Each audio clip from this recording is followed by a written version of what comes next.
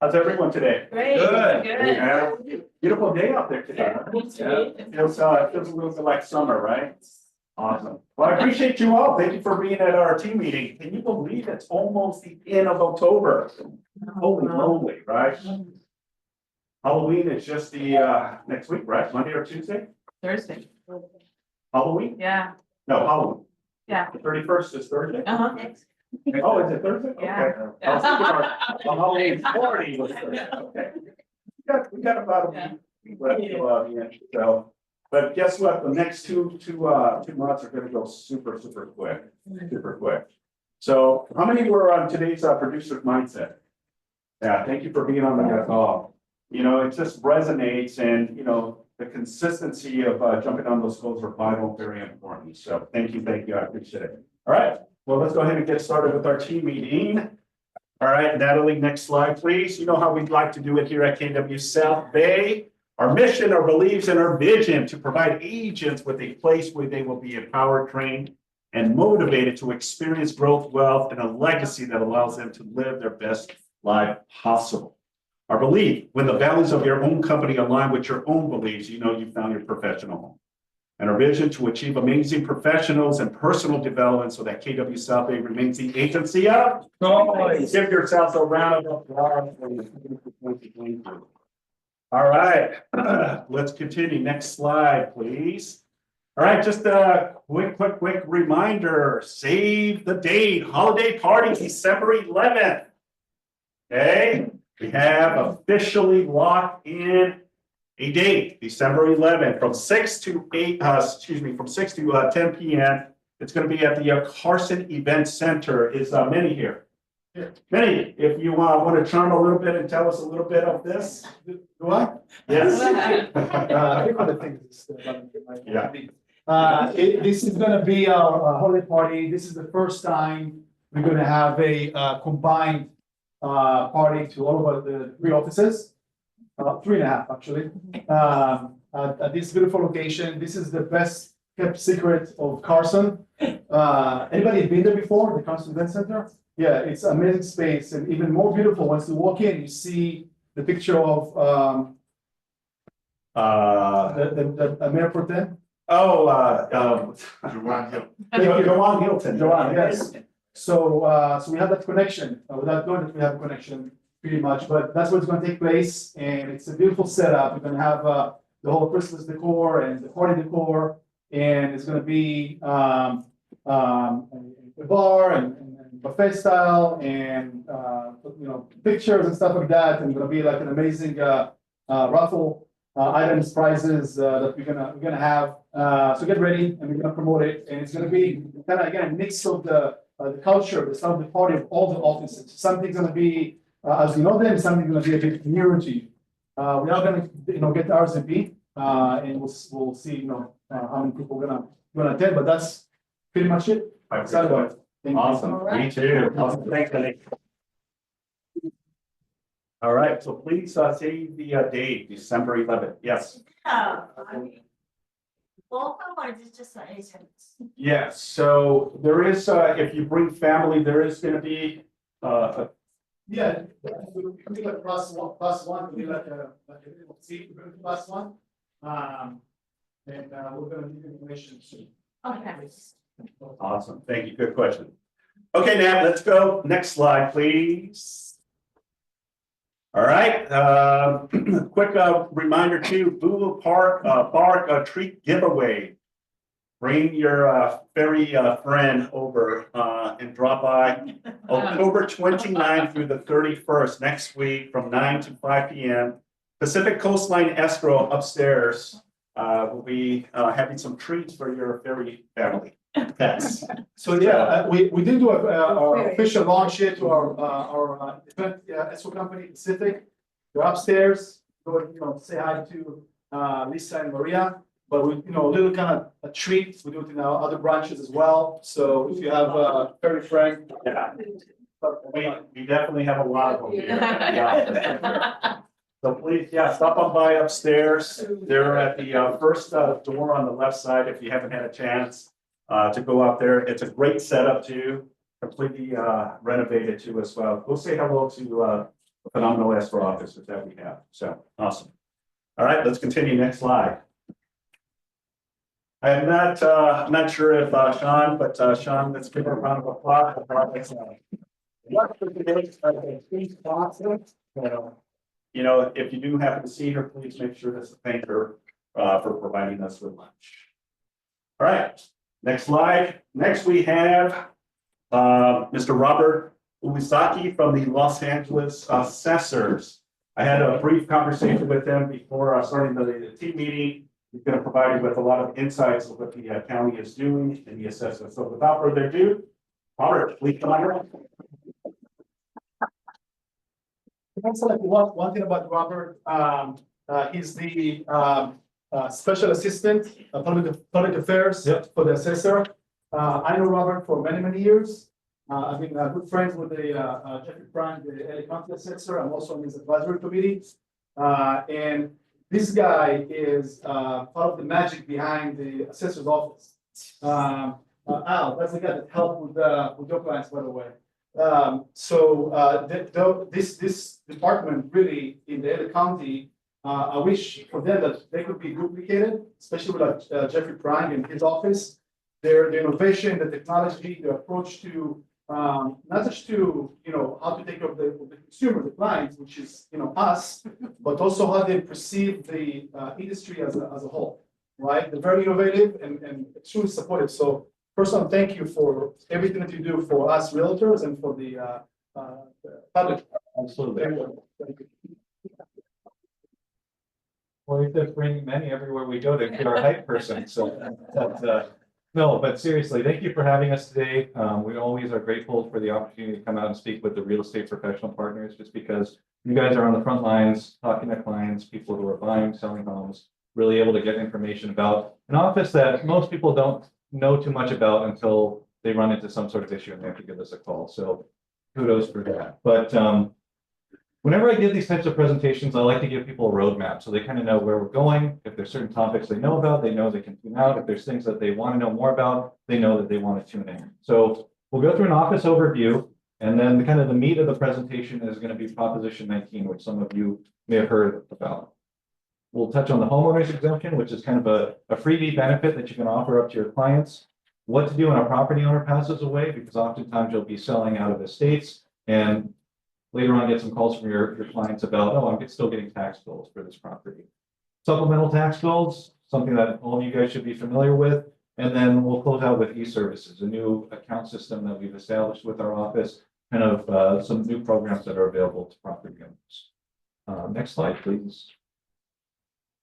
So as far as an overview, we'll go through the who, what, where, when, why, and how of LA County property taxation. So I'd say of LA County property taxation, but really you can take all the information that we go over in this section and apply it to any county in the state.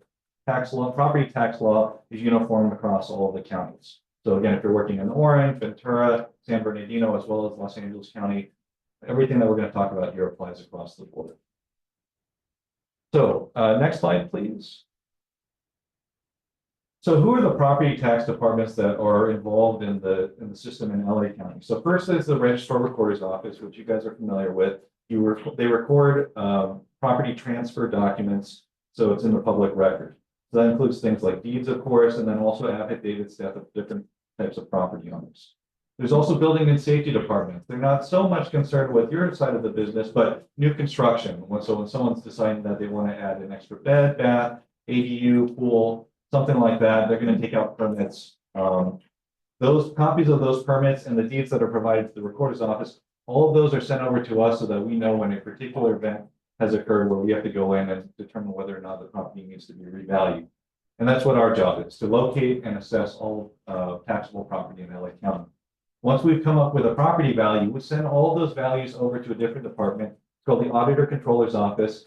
They take our property values, apply the appropriate tax rates, add on any special assessments or direct assessments. They send all that aggregated tax information over to the tax collector's office. They send out the bills, collect the payments, and apply them to the appropriate property accounts. Next slide, please. So what is it that we value or assess at the assessor's office? So it's all the types of real property that you guys are familiar with: single family residences, condos, apartments, commercial, industrial property. And then business personal property, kind of a different strain of property. So it's furniture, equipment, machinery, all the types of things that business owners use to run their businesses.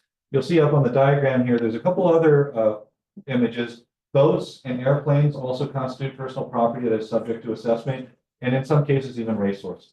So whenever I say that, people get all excited. How do I apply for that job? There's one guy that does that, and he does it part-time. So sorry, you're out of luck. Next slide, please.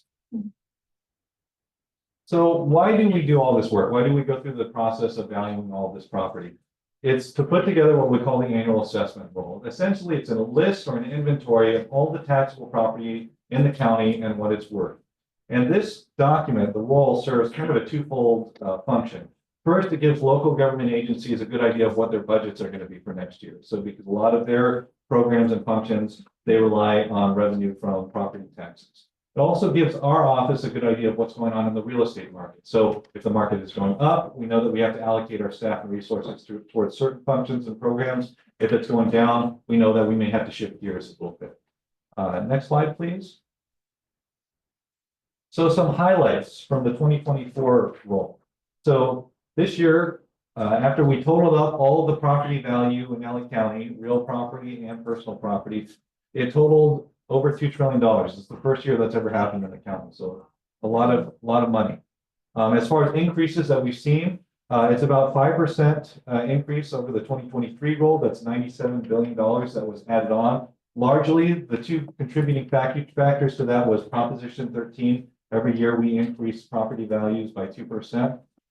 And then also property transfer. So all the good work that you guys have been doing, property values go up based on those sales. And so that was another contributing factor to the growth to that $2 trillion total roll value assessment. It's the 14th consecutive year of growth that we've seen since the Great Recession. So that's good news. And then finally, what does all this mean in reality? We can talk about property values and all that, but what does it translate into? $20 billion in property tax revenue. So that goes towards emergency services, schools, libraries, all those sorts of things. So all good things. Next slide, please. So how do we do our job? And a lot of you guys probably are familiar with Proposition 13. If you're not, the short of it is when you purchase a piece of property, we establish your tax base for that property. Oftentimes it's going to be based on the purchase price. Not always though. What we establish as your tax base is the market value. So again, oftentimes it's going to be an arm's length transaction. Everyone's trying to get the most that they can out of the deal. So that purchase price is going to be considered the market value. There are some situations where you might have short sales or families transferring property where there's a bit of a discount given. We're going to go with the market value. So they may save on the purchase price, but as far as the property taxes are concerned, they're going to have their property value just like everyone else. So after we establish your tax base, every year afterwards, Proposition 13, which is in the California Constitution, it says we can increase your tax base a maximum of 2%. It can be no more than that. So that's what I call your Proposition 13 protection. Now, there are certain instances or events that can occur that will pull you out of that Prop 13 protection, where we actually have to go in and reassess the property again at market value at the time of that event. So there's two main events that will pull you out of that Prop 13 protection.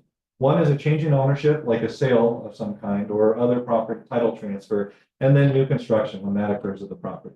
So I've highlighted here change in ownership because that really involves our next topic, Proposition 19. Next slide, please. So Proposition 19 was passed in November 2020 by California voters. Both components came into effect in early 2021. And it made changes to two pre-existing property tax savings programs. So the first one is it expanded benefits for property owners who are seniors, property owners with disabilities, and property owners who become victims of wildfires or other natural disasters. So that particular benefit was expanded. On the other side, the other program, which involved transfers of property between parents and children, grandparents and grandchildren, that particular benefit that had existed previously, known as Prop 58 or 193, was downsized. And we'll touch on both of these programs one at a time.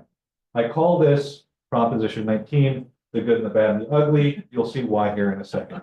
But let's start with the good. Next slide, please.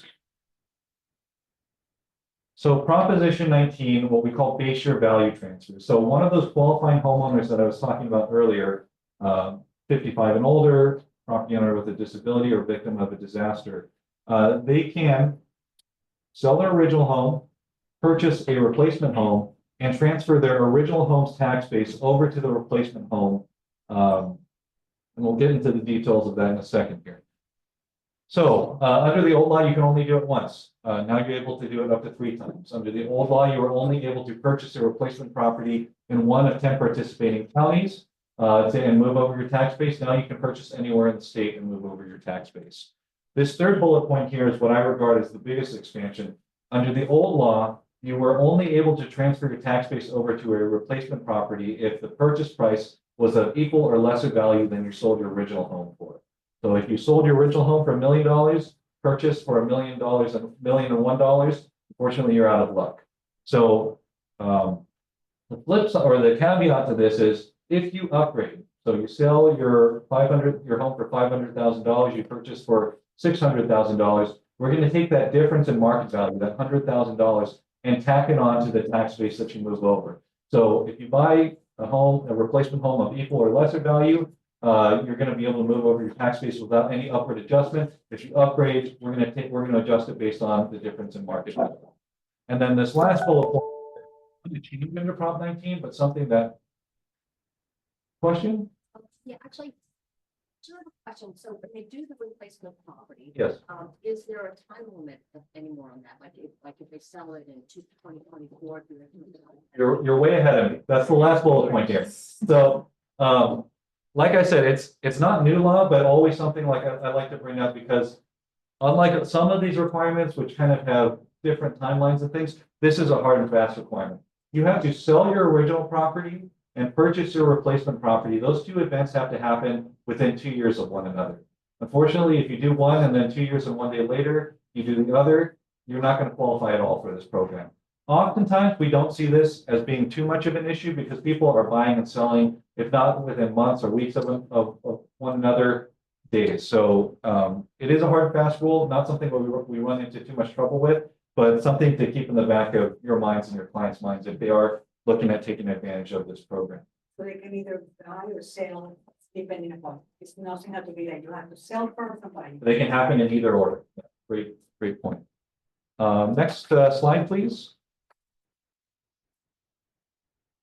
So that was the good. Now we're on to the bad and the ugly here, guys. So intergenerational transfers, that means transfers of property between parents and children in either direction, or between grandparents and grandchildren in either direction. The one thing I'll say about grandchildren transfers is that middle generation, the parents, they have to have both passed away for that particular benefit to be available. We'll talk about this just in terms of parent-child transfers. It just makes it a little bit easier. The old law, Prop 58, it said, if you are a parent transferring property to your kids, your principal residence, doesn't matter if it's worth $10,000 or $10 million. No matter its value, you could transfer that to your kids without any reassessment. In addition, there was a $1 million exclusion for non-principal resident property. So if they own a vacation home or a rental property or commercial industrial property, the first $1 million in value of that could be passed along to the kids without any reassessment. Anything above that would be reassessed at market value. Prop 19 made some changes to that. Now it only applies to the parent's principal residence. So vacation homes, rental property, commercial industrial property, when mom and dad pass it along to their kids, it's all going to be reassessed at market value. There's some new requirements that are involved for the child to retain mom and dad's tax base when they receive it from them. They have to move into the property within 1 year and file the homeowner's exemption. Basically, they have to make mom and dad's home their home. Also, if they acquire this benefit, they apply for it and they receive it, they have to live there as long as they want to hold on to mom and dad's tax base. So, common scenario. Mom and dad pass away. The child inherits their home.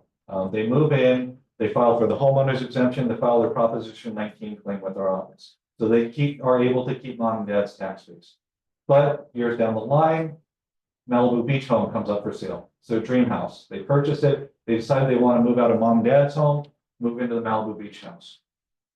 When they move out of mom and dad's home, they're supposed to file with us a homeowner's exemption cancellation form. That lets us know that we're no longer living in mom and dad's home.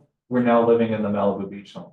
When they do that, we are going to take the market value as of mom and dad's date of death, trend it forward in accordance with that Proposition 2% annual increase that we were talking about, and we'll drop that in as of the date that they move out. So as long as they want to hold on to mom and dad's tax base, they have to stay there. That's at least what Proposition 19 says. So with all that bad news, next slide, please. There is a little bit more. So, like I was saying, with mom and dad's tax base under the old law, Prop 58, didn't matter what the value of the home was. They could pass it along to their kids without any reassessment. There has been a $1 million cap that's placed on that under Proposition 19. And it's going to get a little bit complicated, but I'll give you some shortcut resources when we get to the end of this section. But basically, if the market value of the home at the time of the parent-child transfer is $1 million or less, child is going to be able to receive mom and dad's home and their tax base without any increase. It's just like the old law. But if mom and dad's home is worth over $1 million, we get into this kind of value comparison test. And the basics of it is we're going to take the greater of two values, either mom and dad's tax base or the market value less $1 million. Whichever of those is greater is what the child is going to carry forward as their tax base. Next slide, please. So we've been through a lot of information on both parts of Proposition 19. It's a kind of complicated formula. So if you guys or your clients are looking at taking advantage of either of these programs, we have put together on our website a dedicated Proposition 19 webpage. It talks about both of these programs. So it's got general information, everything that we've been over here today. Fact sheets. So if your clients are hounding you with questions, well, what if I do this? What if I do that? Print out these fact sheets or download them, send them an email with a copy of these. They're great one-pagers on kind of what the requirements are and what the potential benefits of them could be. Frequently asked questions. A lot of these were put together when Proposition 19 first passed. So a lot of people had questions. Since then, a lot of them have been answered. All the forms that your clients may need to apply for either of these programs. And this last tab on this webpage here that I have highlighted, calculators. So a lot of people say, if I apply for this program, what's my tax base actually going to look like? So we put together these calculators. Basically what you do is input the assessor identification number, the parcel number, or street address for the property in question. So market value information, hit estimate, and that'll give you a good idea of what the property owner's tax base will be if they are applied for and are granted either of these benefits. So a tremendous tool, and they can play around with different values too. So if they think that here's the high of what I may be paying or the low, that this is a good tool for that. Next slide, please. And we get a question over there?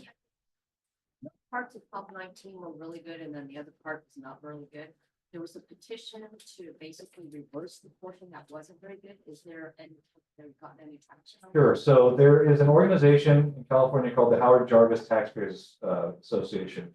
Basically, they were the group that helped to have Prop 13 passed way back when, and they have some pretty strong feelings about in particular, the parent-child component of Proposition 19.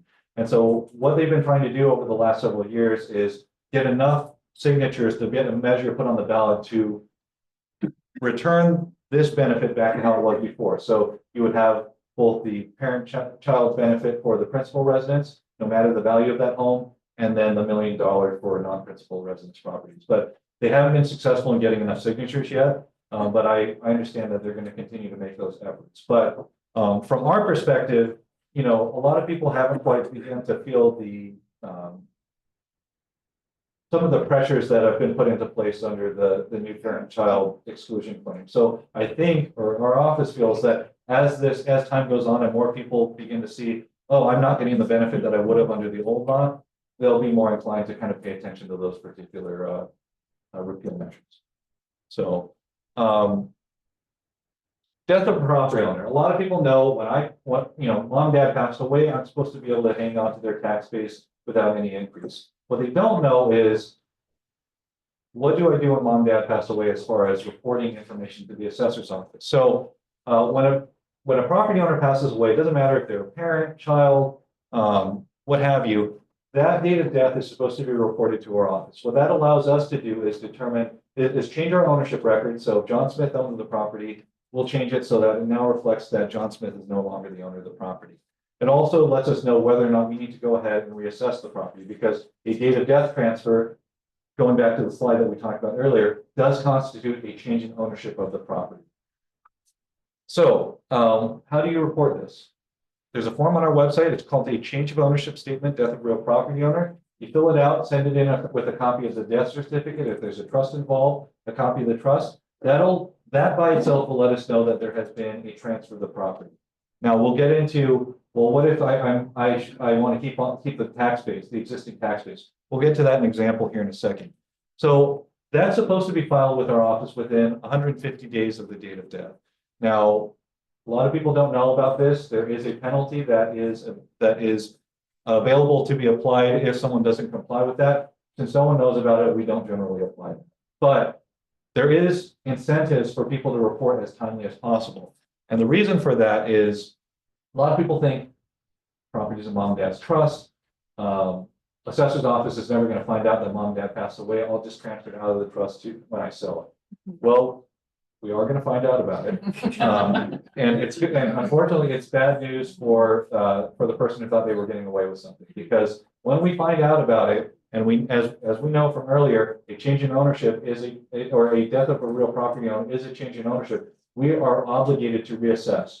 So what's going to happen is that person who inherited the property and thought that they were never going to report it, they're going to get 3, 4, up to 8 years of back tax bills. So yeah, so something very important. So if your clients are kind of in this situation, reporting is very important.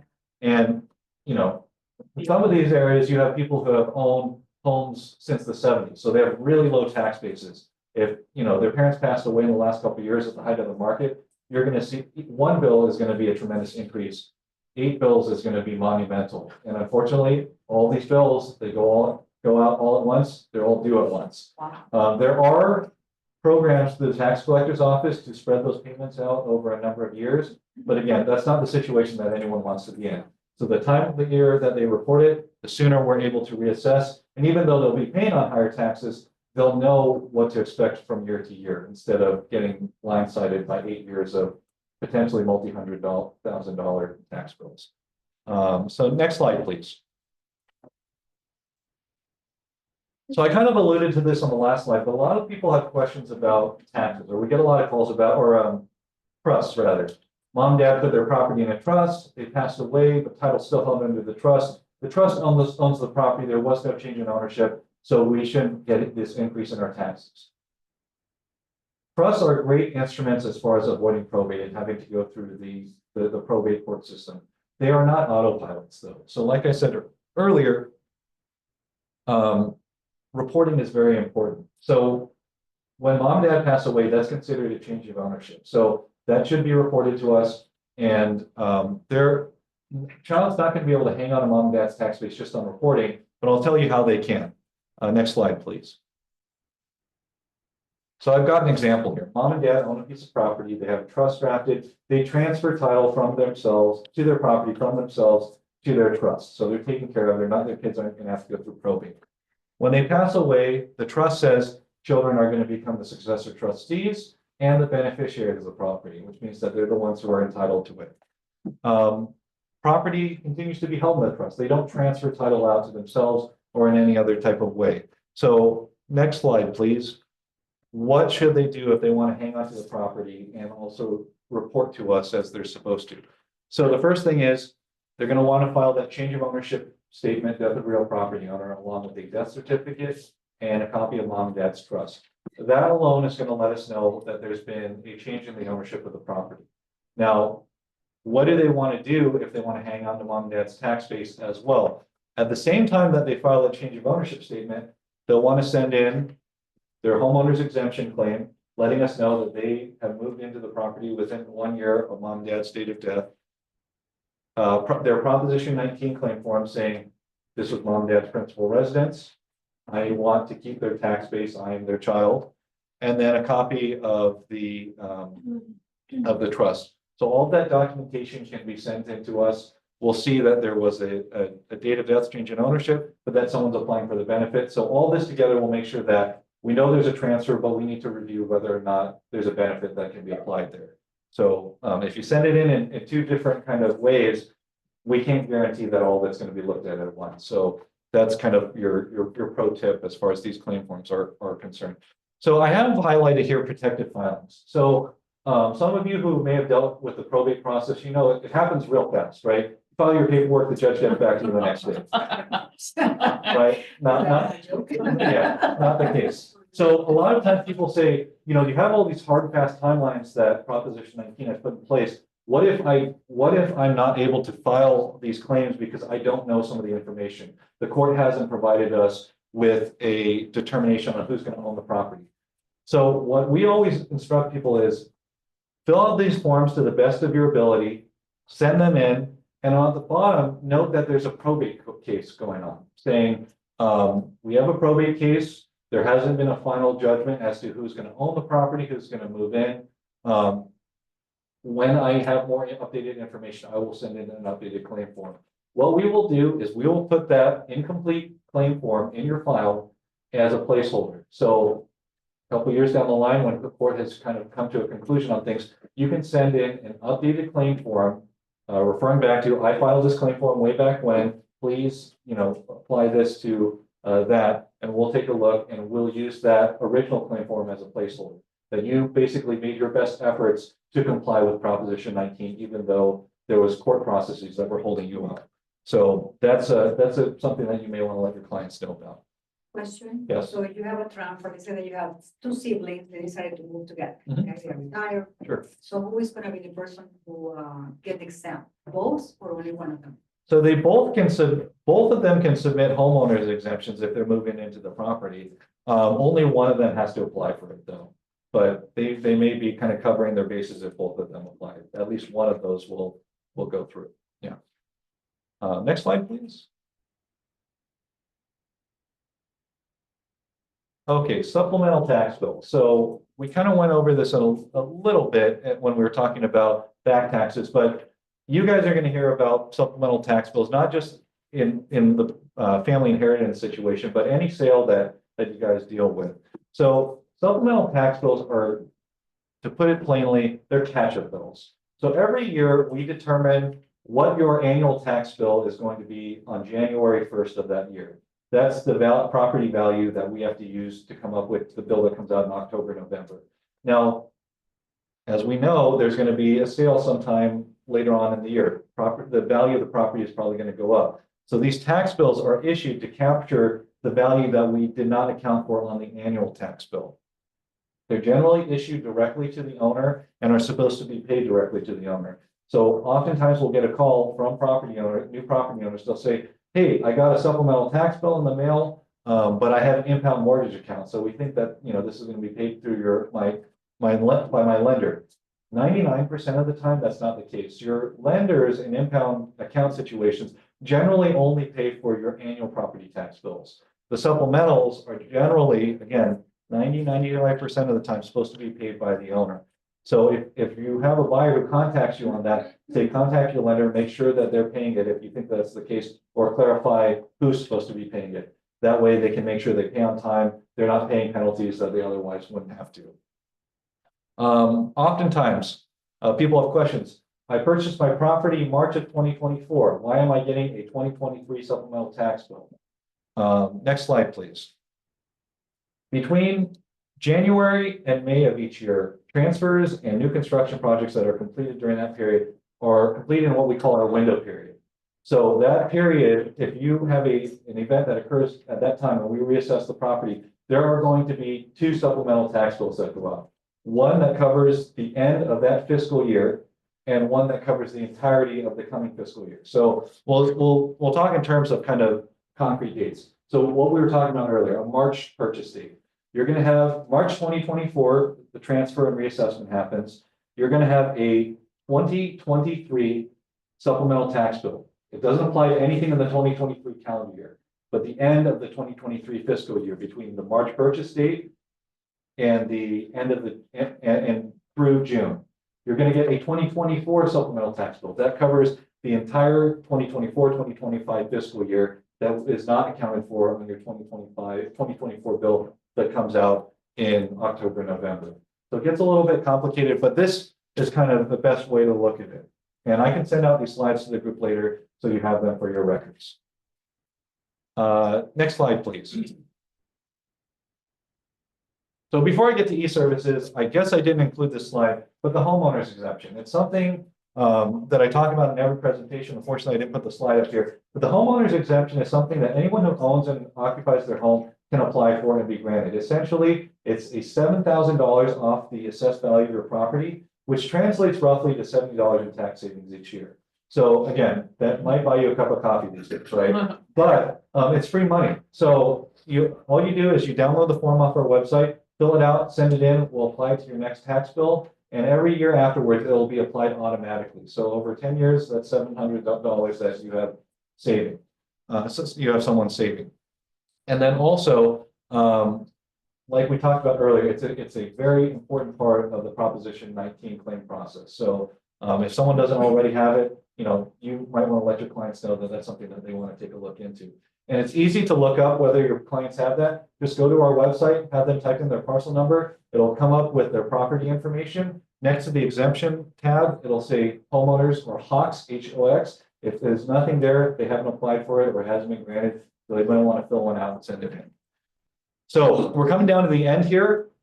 Last thing I want to point out here is a new program through our website called the e-services account, Assessor e-services account.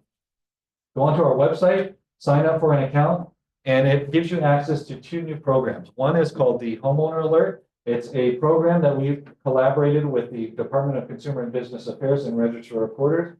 We know that there's a growing incidences of real estate fraud these days. So how do you protect yourselves and your clients when it comes to this? Well, the Registrar of Recorder's office sends out a notice mails out a notice whenever a document is recorded in connection with your property. However, it's sent out usually 30 to 60 days later. If you sign up for this Homeowner Alert e-notification, if something's recorded in connection with your property, you'll get an email within 24 to 48 hours. So when it comes to taking action as far as remedies for fraudulent actions, that gives you a real jump start on contacting the authorities or the Department of Consumer and Business Affairs on how do I kind of undo some of these things. And then finally, as you know, a lot of our processes are paper-based. Download the form, print out the form, fill it out, wet signature, mail it into us. We're trying to move away from that, move into the digital age. And so we're trying to put more and more of our forms online. So e-file, there's two forms that you can fill out and submit electronically. One is a change of mailing address. So say you don't want your property tax statements mailed to your home, but to your office now, fill it out, we'll apply it so that your tax statements are now sent to the new address. Also, a new program, your homeowner's exemption. You can fill that out online as well and submit it. And so again, you don't have to deal with, knowing whether it got to our office or calling in. There's a status update that you can look into to see it's been received, it's being handled, it's been processed, it's been completed. Next slide, please.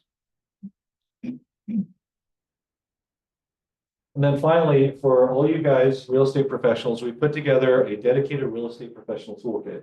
Everything that we've gone over today, as well as frequently asked questions that we receive on all sorts of different topics, we put them all on one web page for you guys and your clients. Again, we're always happy to take your calls, emails, but sometimes if you have a quick question, this is a real nice place to be able to visit. And it may give you the answer you're looking for if you don't need a deep dive. But next slide. That covers all the substantive topics I wanted to go over today with you guys. But again, I want to thank Manny and all of your leadership here for inviting us out. We're always happy to come and share information about our office and our program. So again, thank you. Happy to take any questions. Awesome, Robert. Thank you very much. Does anyone have any questions?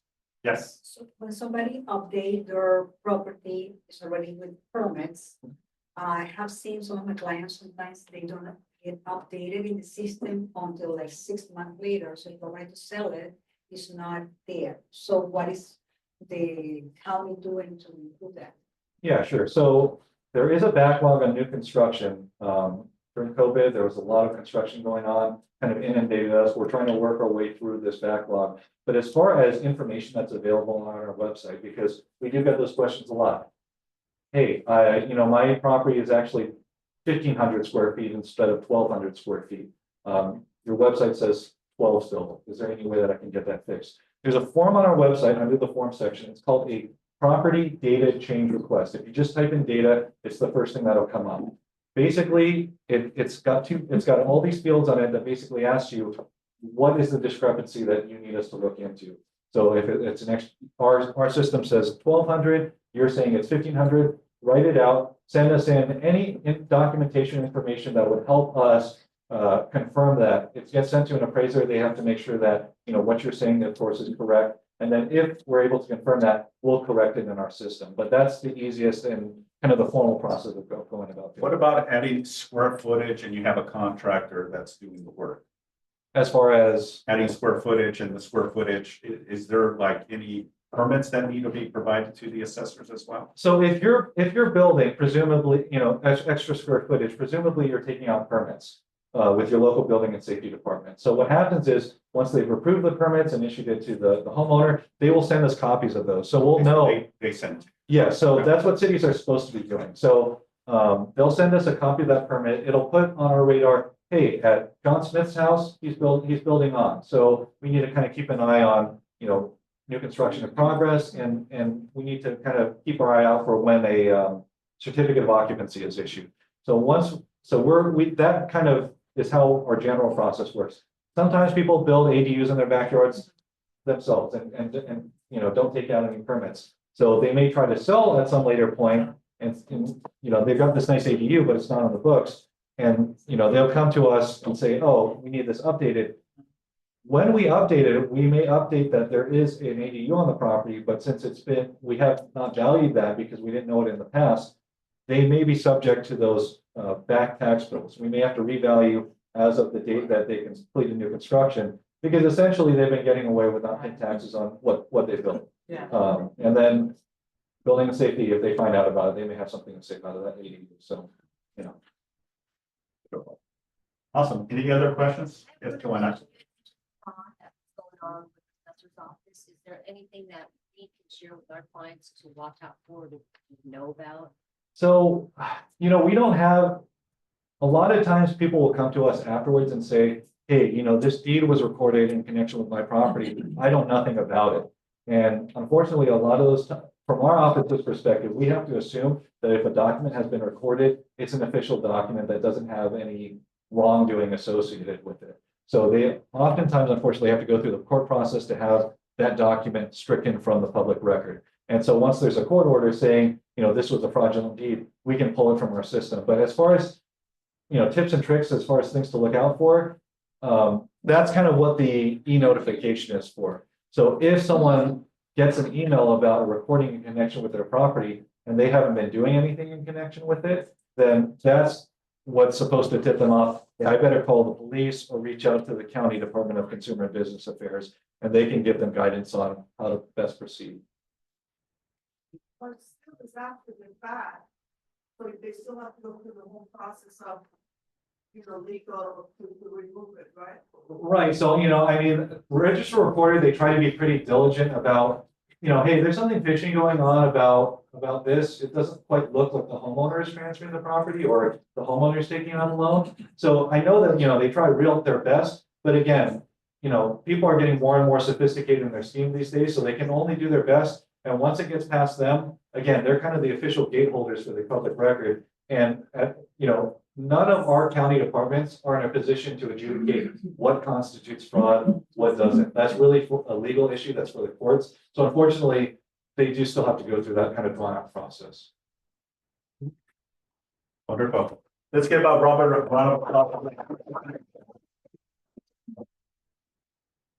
All right, Matt, let's continue. Next slide, please. Listing pitches, buyer needs and wants. Anyone coming soon? Vera, please.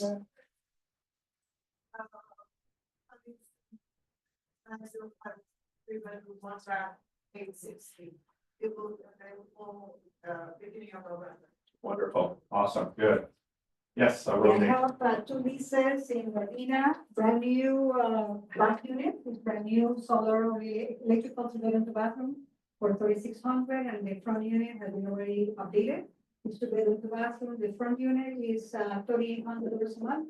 The back is 36. I have some flares in here. I'm gonna have an open house inside of the front. Wonderful. Awesome. Thank you, Rosie. Fred. I have two fixers. One is going on the market today. It's in Los Angeles off of Stanford. It's a 2-bedroom, 1 bath. It needs work. It's about 984 square feet. We're putting it on the market for 450,000. And then I have another property on 124th Street. Is a probate property right off of Western and 124th, closer to Budmont. It will require a court confirmation. It is a 4-bedroom, 2-bath, multi-level below, and then living space on top. They're just getting their stuff out. So if you're interested, just let me know and I'll get you more information. Wonderful. Thank you, Fred. Anyone else? Yes. My clients are looking for renters to have a lease in South Redondo. It's a beautiful location because it's kind of the best of both worlds. It's very close to Hermosa Beach, so it's not too south like some South Redondo locations. But it's walking distance to King Harbor. You can walk, and especially, quick 10-minute run to the Strand. This is a 3-bedroom plus a bonus room and 2.5-bathroom single family home. Just under 2,000 square feet at 1904 square feet. One of the best things as well is the views. You can see ocean views and the Cazares Peninsula from the master bedroom suite. It's not totally updated, but it's very charming, especially the family room area. There's a bay window sitting there right next to the kitchen, so great family and friends, gathering area. There's something I don't want to promote too much because the stairs are not too close, but in the backyard, there are some stairs leading up to a viewing point where you can see like amazing views of the Palos Verdes. So with the winter months and sunsets coming up, they're going to be, lucky renters, whoever gets to rent it. My clients are hoping to get a 12-month lease. That's what we are putting it as 6,500. They seem to be flexible on shorter term or longer term, so it needs to be a conversation. So anyone looking for South Redondo, close to Hermosa Beach, North Redondo rental, please reach out. It's just been listed this week. Wonderful. One other thing that I want to share. Thank you. Yes. One other thing I want to share. Karina just started with the office and she already has a lease listing. So congratulations. All right. Anyone else? We have a listing coming up in Torrance and Marble Estates. It's going live tomorrow. There's going to be a really cool, huge taco party. It's a beverages. It's in Marble Estates. I think I said that. But it's a 4-bedroom, 3-bathroom, and it's just about 2,300 square feet, and it's completely redone. Paint, interior, exterior. So come see us tomorrow. Get some tacos, and if you have one, let me know. All right. 1799. There's another one. Margaritas? Fulton's, what about margaritas? I believe there's gonna be cervezas there for everyone. So you guys take a look at home and bring your clients, bring your people. I would love to have you guys, and we are gonna have tons of food and drinks for you. So come on. Make sure to bring your driver's license ID. That's right. I got at least 35. All right, guys, I appreciate it. All right, let's continue. We got a few more minutes, so let's get Chris Rivera up here real quick and give us some updates.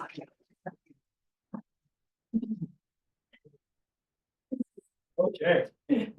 I got a lot of good stuff, but first, before I go into that, just real quick, don't throw anything at me. But rates have really jumped in the last month. You guys probably heard that, to the tune of about 3/4 to rates. We were sub 6 just a month ago. We're about 6.5 to 6.75 today. We had another bad day in the bond market. So hopefully that trend will stop and we'll start seeing them come back down. At least after the gurus are telling us, we'll see them slide back towards the end of the year. So just wanted to let you guys know that. That's where rates are. Jumbo money's in the 7s again. High balance in the 7s. So anyway, don't shoot messages on that. It is what it is. But I did want to bring this to your attention. Hopefully you guys will take this as a nugget to be able to sell to your clients. A lot of people right now are saying, hey, you know what? I don't want to buy right now because I think rates are going to go down next year, right? That's the defensive set. I think I'll wait for that. Possibly even want to wait for the first time home buyer program if it gets initiated after the presidency, right? But in about 2.5 weeks, we're going to know who the next president is. We're going to know if there's something like that. But even if there is something like that, that's gonna be kicked down at least into next year, because it's not a dictatorship, it has to go through Congress, right? So for that person who's thinking, let me wait, let me show you an example of someone who's buying in North Torrance. Property value is $1 million, so they put 20% down, and today's rate is 6.5%. That's their mortgage payment, 5056, with taxes 1041, insurance 150, total PITI 6248. Now, next slide. So buyer 2 says, I don't want to buy this because I'm smarter than everybody else, and I know rates are going to go at 5%. I'm going to wait for that rate because that's the payment I want, because I'm going to do the best for my family. So buyer 2 now. I don't know, she can hear me. Next slide. Next slide. There it is. So what happens when they rate, right? We know there's appreciation. Now, when rates go back down and they're going to slide next year, we know they're going to do that. It's going to kick up the demand. When that demand comes back, we're going to see values start to escalate again, probably to the tune of about 10%. At least that's kind of what we're envisioning for next year. So that $1 million home that they waited for the best price for interest rate, they did get it. Interest rate is now 5%. They are right. They won, right? But now they're paying $1.1 million. They're still putting 20% down. The loan amount's $880. Look at their PITI, 6019. Now, next slide. They did win the game because they have a variance now, lower payment of $228 than buyer 1, right? But buyer 1 comes back, Natalie, next slide, and tells them, hey, buyer 2, Chris Rivera, my mortgage broker, just called me about 3 weeks ago. We started a refi process. And in the process, I got the same rate you got at 5%. Now, next slide. And so my payment went down too, because I was able to refi with a lower loan balance of $800,000 because I bought it at $1 million. My payment is now $54.86. Natalie, next slide. So buyer 2, who thought they were smarter than everybody else, weighted themselves into a higher sale price. Buyer 1 now, because they were able to refi, has a lower monthly payment of $533. These are all numbers that are going to happen, guys. This is actually the correct factual numbers. They don't lie. Next slide. So that's $533 per month. Let's look at it as an annual basis. That's $6,400 in monthly payment each year. Natalie, next slide. The cost of waiting for 1 year, $192,000 over the course of the 30-year term. Now, this is, of course, at a 10% appreciation. Now, your client might say, hey, you know what? But I don't think we're going to see 10% appreciation. Well, we're going to see appreciation. We saw appreciation this year at about 5%. And that's with rates above 7.5% most of the year. Now, when rates get down into the 5s, we will see that appreciation number go higher. Natalie, next slide. But I want to show them at 5% too. They still will lose $144,000 by waiting 1 year if they wait for the interest rates. This is a great presentation to be able to tell to your buyers. If you want this slide, email me, I'll send it off to you. I can curtail it to whatever loan amount you want, but it's really showing them if they wait, there is a cost, and there's a large cost for waiting. All right, that's it.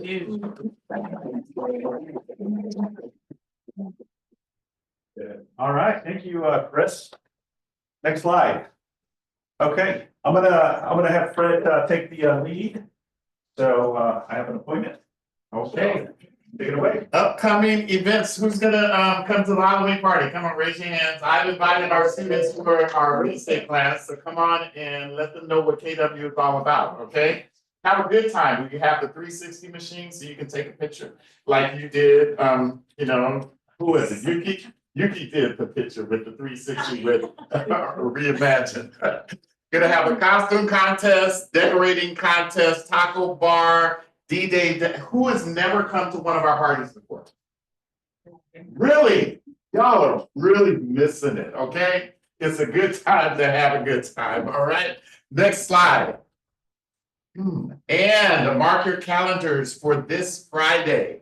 We're gonna have Jason Abrams, who's the head of industry and learning here at KW International. You want to be on that. If you have your phones, go ahead and get the QR code and join in at 8 o'clock for our mastermind on that class, okay? Next slide. Ethics class, Thursday, November 7th, 1:30 to 4:30 at KW South Bay. Wednesday, November 13th, 10 a.m. to 12:30. You want to make sure that when you come, that you are there on time and you stay the full time so that you can get your requirements done. This is state mandated. We're not ordering it by KW. Either you're gonna do it this way so we can make it easy, or you gotta do the hard way and go to CAR and try and get that done. So make sure you get it done because this is what you need. They need to make sure that you know what ethics are. Okay, next slide. Boom, boom. 2 dates, 2 locations, business planning clinic. Guess what? If you don't know what your business is doing, your business won't know what you're doing. So make sure you come in person or in Zoom at KW Coastal on November 14th, KW South Bay on November 21st. You want to make sure you RSVP if you plan on attending in person. Yes, go right ahead. 5 a.m. for you. 9:30. 3 p.m. But just to add one thing, we change it up every year, right? We usually bring like either a trainer like we've done the last couple of years, or we do one of those customized sessions. So this is the more of a tailored session that we came up with as we've done in previous years. So the first half is business planning and lead gen, right? About business 101 and how to lead gen and what kind of tools to use and conversions, etc. Like really how to generate business. After lunch, around 12:30, 1 o'clock. So 1 o'clock, we're gonna have the second half. It's gonna be the extra stuff, right? How to apply, how to learn about being a business owner. Also like you make money, how to invest that money. So we're gonna start with Optimize 5. It's an excellent PR company that what they do, they really assess your online presence and truly second to none. Also for the cost that they provide, you can hire them to do those things for you. It's extremely affordable. I use it personally as well for some of the companies. And then we're gonna have our CPA. He will basically give you the bottom line of what the IRS is looking at today for small business owners, which is you, which is us, right? If you're a single operator, if you're LLC, if you're S Corp, what the IRS is looking for today. So it's very important to learn those basics. And the last one is a good friend of mine, Will, who's been an investor for only a few years. So far, he flipped about 30 properties. He has a system, and he's gonna teach you how he's doing it. And also most likely he'll do it over here live. He's gonna go on the MLS, he's gonna do a live phone call to teach you how he's doing it. So it's gonna be super interesting. And 2 days, it's gonna be November 14th. It's a Thursday, 9:30, 3 p.m. And then a week after, so sorry, the 14th is in the Long Beach Coastal office, in person and over Zoom. We can also record the first half of the session, only the first half. And then week after, here in person, right? Same content. Maybe different people will teach those first sessions of the day. And you can attend either in person over here or Long Beach or over Zoom. So there you have it. Yeah, make sure you guys come. Education is good for you. Get you out there so that you can make sure you know what you are doing. Next slide. Headshots. You want to come out on November 19th to get your headshot. You see the handsome and beautiful people that are up there right now. Those are taken in here. Guess what? $55, get you a professional headshot done. All right. Next slide. Thrive in 25 Hotel Westwood, W Hotel in Los Angeles, Thursday, December 12th, right after the Christmas party. If you guys haven't drank too much and you can get up, okay? December 12th, 9 a.m. to 12:30 p.m. Jeff Glover, Taylor Kerrigan, Justin Ford, James Houtman, in all those, okay? You want to make sure you thrive in 25 and getting ready. Next slide. Okay, family reunion. Just announced, Jamie Kern Lima is going to be the keynote speaker. let me tell you something, February 17th to the 21st. If you want to know about KW, if you want to see the power of KW, I suggest you invest in going to family reunion. It is going to blow your mind, okay? So find a way to invest and get to family reunion February 17th to the 21st. I almost got divorced when I started with KW South Bay because I went to all the family reunions, and guess when they were? They were on February 14th. Yeah. Okay? Too, right? So now they moved it. So now I'm safe after 27 years. Okay. Next slide. Next slide. Okay, thank you. Team meeting is over. Listen, for those that staying for the productivity